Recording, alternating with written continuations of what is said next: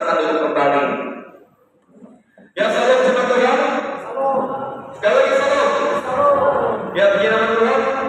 Pada kesempatan ibadah ini saya ingin mengajak jemaat Tuhan untuk kita belajar kebenaran firman Tuhan dalam kitab Perjanjian Lama yang sudah ditampilkan di hadapan Bapak Ibu Saudara. Mari kita buka Alkitab kita dalam kitab Yehezkiel pasal 40 ayat 2 dengan ayat 4 dan ayat 47. Kitab Yehezkiel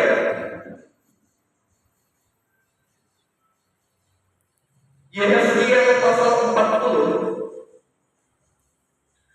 ayat yang kedua dilanjutkan ke ayat yang keempat dan ayat yang ke-47.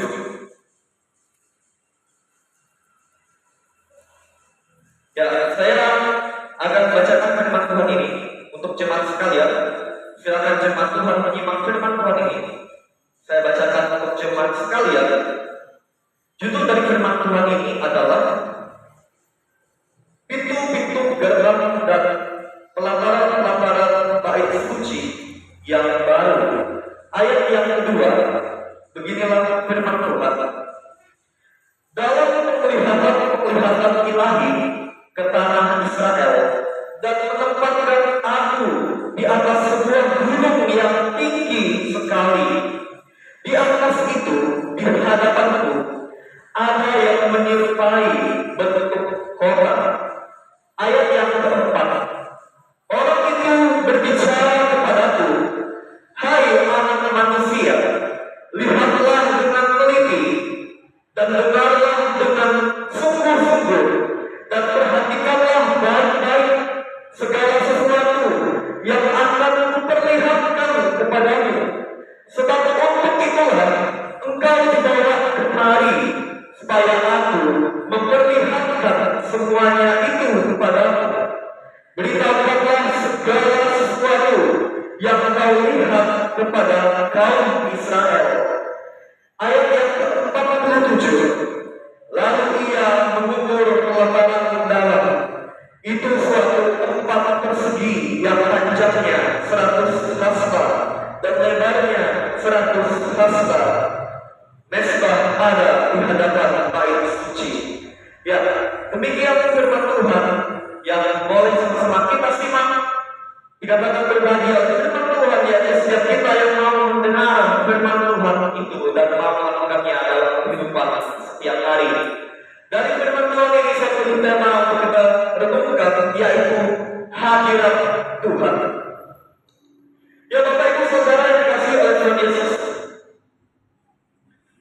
kalau kita berbicara tentang hadirat Tuhan, apa itu hadirat Tuhan?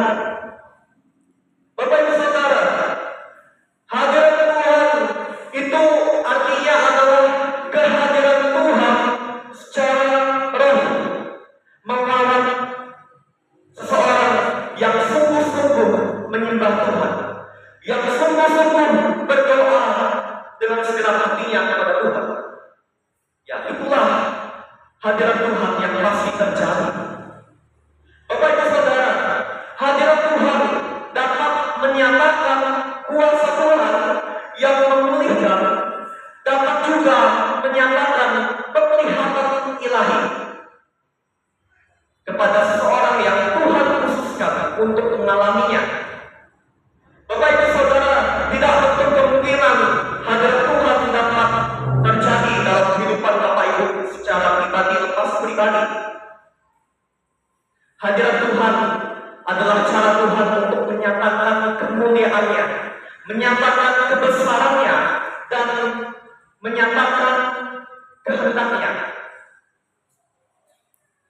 Dan ada pengalaman yang ilahi, yang di luar logika manusia, yang terjadi oleh karena kuasa Tuhan, yang Tuhan nyatakan, yang melampaui logika manusia.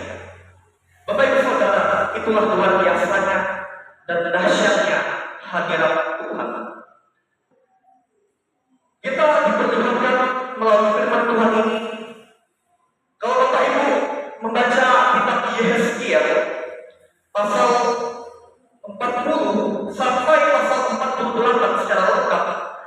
itu memberitahukan tentang penglihatan yang dialami oleh Nabi Yeskiel yang Tuhan nyatakan kepada dia tentang zaman baru, di mana Tuhan memulihkan bumi dengan surga yang turun ke bumi, di mana surga itulah Tuhan bersama dengan orang-orang kudus tinggal bersama-sama dengan kehidupan yang damai sejahtera selama-lamanya. Bapak Ibu Saudara,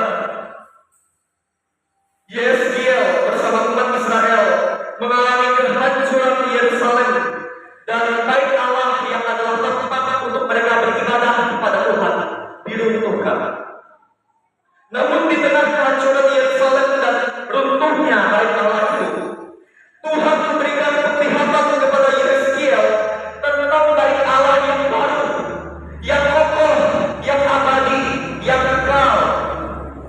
Penglihatan yang Tuhan nyatakan kepada Yeskiel bukan sekedar berbicara mengenai sebuah bangunan saja secara fisik, tetapi menyatakan kerinduan Allah yang sangat mendalam agar umat Tuhan kembali mendekat kepada Tuhan, dan Tuhan ingin tinggal bersama-sama dengan umatnya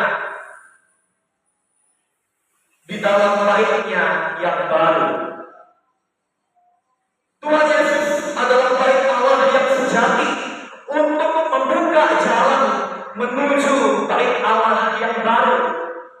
Bapak Ibu Saudara, bait Allah yang baru adalah tempat di mana Tuhan sendiri tinggal bersama-sama dengan umatnya, dengan orang-orang yang kudus, untuk hidup damai, tenteram, hidup bahagia, abadi selamanya. Dan itulah yang Tuhan pasti nyatakan ketika Yerusalem baru, yaitu surga turun ke bumi. Ketika bumi Tuhan ciptakan menjadi baru, dan langit juga Tuhan ciptakan menjadi baru. Tidak seperti langit dan bumi yang kita tempati ini, yang sudah dirusakkan oleh dunia, yang sudah dirusakkan oleh manusia-manusia yang durhaka. Sebagai orang yang beriman kepada Tuhan Yesus, Bapak Ibu Saudara dan saya dipanggil untuk menjadikan hadirat Tuhan sebagai pusat kehidupan, karena pemulihan terbesar bukanlah keadaan yang berubah, melainkan hidup yang kembali kepada Tuhan, sehingga manusia dapat mengalami hadirat Tuhan. Bapak Ibu Saudara, hadirat Tuhan mendatangkan pemulihan hidup kita. Hadirat Tuhan memberikan kekuatan untuk hidup kita dan memberikan jalan keluar setiap persoalan hidup kita. Oleh karena itu, Bapak Ibu Saudara, hanya hadirat Tuhan sajalah yang dapat menjadi solusi untuk kita semakin lebih dekat kepada Tuhan, untuk kita mengalami pemulihan dari Tuhan. Kalau ada orang-orang yang disembuhkan, Bapak Ibu, ketika orang-orang itu hadir dalam KKR kesembuhan ilahi, maka disitulah bukti hadirat Tuhan nyata. Bapak Ibu Saudara, hadirat Tuhan adalah bukti Tuhan menyatakan kebesaran kuasa-Nya. Mungkin di antara Bapak Ibu Saudara ini ada yang sudah mengalami hadirat Tuhan, sudah mengalami mujizat Tuhan, sudah lama berdoa, menggumuli harapannya, dan puji Tuhan, Tuhan kabulkan. Dan itulah bukti Tuhan menyatakan hadiratnya. Bapak Ibu Saudara, hadirat Tuhan adalah cara Tuhan untuk menyatakan mujizat-Nya. Bapak Ibu, kalau mau alami hadirat Tuhan, Bapak Ibu harus lebih dekat kepada Tuhan, membangun hubungan rohani yang dekat kepada Tuhan. Oleh karena itu, firman Tuhan ini mengingatkan kita untuk jadikan hadirat Tuhan sebagai pusat kehidupan, menjadi fokus utama kita, supaya kita mengalami perkenanan Tuhan, mengalami pertolongan Tuhan, dan hubungan kita menjadi lebih dekat kepada Tuhan. Dan firman Tuhan ini juga mengingatkan kita untuk hidup dalam kekudusan, taat melakukan firman Tuhan. Bapak Ibu, ketika kita taat melakukan firman Tuhan, hidup kudus, hidup suci, sesuai firman Tuhan, melalui pikiran kita, melalui tindakan kita, melalui karakter kita, maka Tuhan akan menyatakan hadiratnya yang memberkati hidup kita. Kalau Bapak Ibu main-main dengan Tuhan, kalau Bapak Ibu mengabaikan firman Tuhan, contohnya Bapak Ibu mengabaikan firman Tuhan, Bapak Ibu tidak sungguh-sungguh menghidupi firman Tuhan, sulit untuk Bapak Ibu mengalami hadirat Tuhan. Susah Bapak Ibu akan mengalami hadirat Tuhan. Contohnya lagi, kalau Bapak Ibu menjauh dari Tuhan karena kepentingan kesibukan pribadi, contohnya Bapak Ibu tidak akan mungkin mengalami hadirat Tuhan. Hadirat Tuhan Bapak Ibu pasti alami ketika Bapak Ibu mau sungguh-sungguh hidup kudus, hidup sesuai firman Tuhan, taat, patuh melakukan firman Tuhan, mengabaikan kepentingan keegoisan pribadi demi untuk hidup menyenangkan hati Tuhan. Dengan hal itulah Bapak Ibu pasti mengalami hadirat Tuhan. Hadirat Tuhan menopang hidup kita ketika kita juga mengalami masa yang sulit, ketika kita mengalami masalah hidup yang berat, masalah berupa sakit penyakit, masalah apapun yang terjadi, yang begitu berat kita alami, yang menekan hidup kita. Hadirat Tuhan mampu menopang kita, mampu membawa kita keluar dari persoalan masalah yang berat itu. Itulah keunggulan hadirat Tuhan. Oleh karena itu Bapak Ibu Saudara, saya ulangi sekali lagi, hadirat Tuhan terjadi dalam hidupmu ketika Bapak Ibu Saudara sungguh-sungguh mau mencari hadirat Tuhan, mau hidup dalam kekudusan, hidup taat melakukan firman Tuhan. Oleh karena itu silakan Rosa tampilkan kesimpulan dari firman Tuhan ini. Teruslah mencari hadirat Tuhan dan hiduplah dalam kekudusan, serta taatlah melakukan firman Tuhan seumur hidup. Itulah firman Tuhan yang dapat saya bagikan Bapak Ibu Saudara sekalian. Tuhan Yesus memberkati. Kita bersyukur untuk firman Tuhan ini. Kita berdoa. Kami menyadari ya Tuhan Yesus, bahwa kami manusia yang sangat terbatas. Kami manusia yang sangat lemah. Kami sangat rapuh ketika masalah yang berat menerpa hidup kami. Oleh karena itu ya Tuhan, melalui firman-Mu ini, kami menemukan bahwa oleh karena hadirat Tuhanlah yang sanggup memulihkan hidup kami, yang sanggup menopang hidup kami. Ya Tuhan, hanya dengan hidup kudus, hidup sesuai firman Tuhan, dengan taat melakukan firman Tuhan, dan mencari hadirat-Mu dengan sungguh-sungguh, hadirat Tuhan pasti terjadi, menolong dan memulihkan hidup kami. Oleh karena itu ya Tuhan, biarlah firman-Mu ini hidup dalam kehidupan kami pribadi, dan menopang kami, menguatkan kami, menuntun mengarahkan kami, sehingga kami lebih dekat kepada-Mu dan hidup taat menyenangkan hati-Mu. Inilah doa kami ya Tuhan. Dalam nama Tuhan Yesus kami berdoa dan mengucap syukur untuk firman-Mu. Haleluya. Amin. Saya mengajak Bapak Ibu Saudara untuk kita bersama-sama berdiri. Mari kita mengucapkan pengakuan iman rasuli sebagai umat yang percaya kepada Tuhan Yesus.